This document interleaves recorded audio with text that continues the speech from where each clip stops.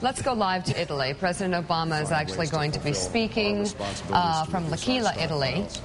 Chuck Todd, he's speaking now, is, I believe, joining us now. White House correspondent and political director. He's with us now. Chuck, what are we expecting from the day today and from the president's comments? Good morning. Well, the big good morning. The big piece of news that the Obama administration wants out of here is some sort of joint statement out of the G8 condemning what's going on in Iran, both in the political front, but also having to do with the nuclear issue. So that's what they hope to have tonight. But there's going to be more talk about climate change, as he just said, but of course, that doesn't mean much, frankly, to the United States until you see something actually get through the U.S. Senate. So it's hard to temper. Europeans get all excited about these G8 statements about climate change. But as we all know, U.S. doesn't participate in these things until Congress has a say-so. And it could be a while before the U.S. Senate jumps in. Guys. What does the president schedule look like today?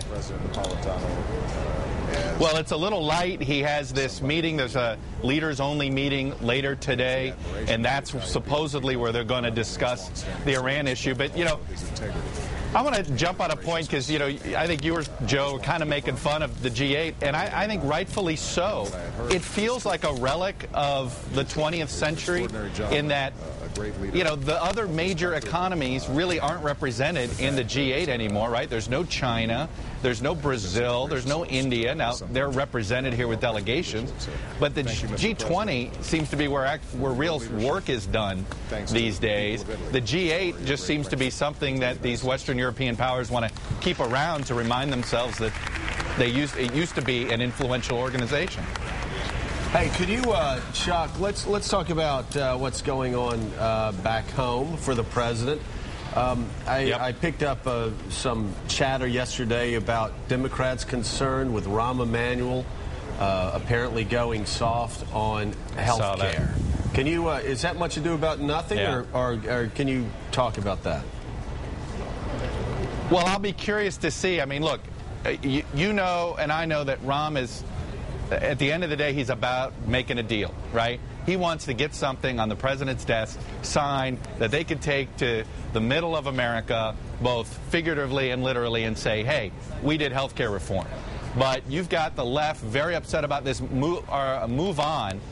Even sent out an email alert yesterday urging their members to call the White House and chastise Rahm Emanuel for even considering doing a compromise on health care that, you know, that somehow would delay a public option, or exactly that they didn't like it. They didn't like that he might support this idea of a trigger. Ultimately, it's about trying to get a compromise in the Senate in order to get the 60 votes, in order to get something passed. So, you know, I think we've all been wondering at what point, you know, what would it take for the left to start actually criticizing the White House? We've seen the left go after some Democratic senators that they've been upset with, whether it's Dianne Feinstein, Mary Landrieu, even hitting a Max Baucus on some issues so far in these first 6 months. But would there be something that that they would get upset about from the White House? And this is the first time we're seeing that. And Chuck, I want to underline this fact that what Rahm Emanuel certainly understands that a lot of progressives on the Hill just don't care about, and that's the fact that this president and David Axelrod and Rahm Emanuel and everybody looking at the polls are seeing America move to the middle, some would say to the right. This is Ohio. If you look at Ohio, some Quinnipiac polls have come out. The president's approval rating has plummeted since May there. And now look, and this is, I think, most instructive, and it's what Mike Barnicle was talking about before, his approval on the economy is actually upside down. Of those who approve of what the president's doing, 46%. Those who disapprove, 48%. And Chuck, you know better than anybody because you've written a book on it. Ohio is the bellwether. Middle America, in between the coasts, is getting more and more concerned about this president's economic plan. And Rahm understands that, right? Well, A, he gets it, and B, remember, the middle's also, they've been hurting longer. And we think that it's going to take a while to recover on the coasts in New York and the Amtrak corridor, or on the West Coast. It's going to take even longer for these manufacturing states like Ohio and Michigan and Indiana to turn around. And so their impatience on this, look at Ohio and Indiana. These are two states that had almost been stubbornly sitting in the center-right category of American politics. And they basically got fed up with the Republicans, they didn't move much, but enough of the middle of that, enough independents in those states moved and said, all right, we're going to give Obama a try. We're going to give the Democrats a try. And, we saw in Ohio in 2 straight elections, seeing it a little bit in Indiana and a couple, like both on the congressional level and presidential level. And you know what? If they don't see, if they're getting impatient. Yeah. And, because for Indiana and Ohio, it's been a decade that their economy has stunk. Mike Barnicle, you were talking about the people that what you're picking anecdotally. What you're picking up anecdotally is what we're picking up on the book tour, is what we're seeing in the polls. I think this is where Rahm Emanuel earns his money, isn't it? Where you've got the Democratic House especially that is far to the left of where middle of America is, and Rahm has got to pull them along, because they're going to want everything on health care. They are going to say, we've waited for this forever. We're not going to compromise now. And yet the political earth is moving underneath them. Well, I think clearly Rahm gets it. He's from Chicago. He's from a neighborhood. He knows the people he grew up with. And he gets it that the ultimate issue out in the country right now, and will be for a long time, as Chuck just alluded to, is jobs, jobs, jobs. Health care, fine, that can come down the road. But please focus on the economy. Focus more on the economy.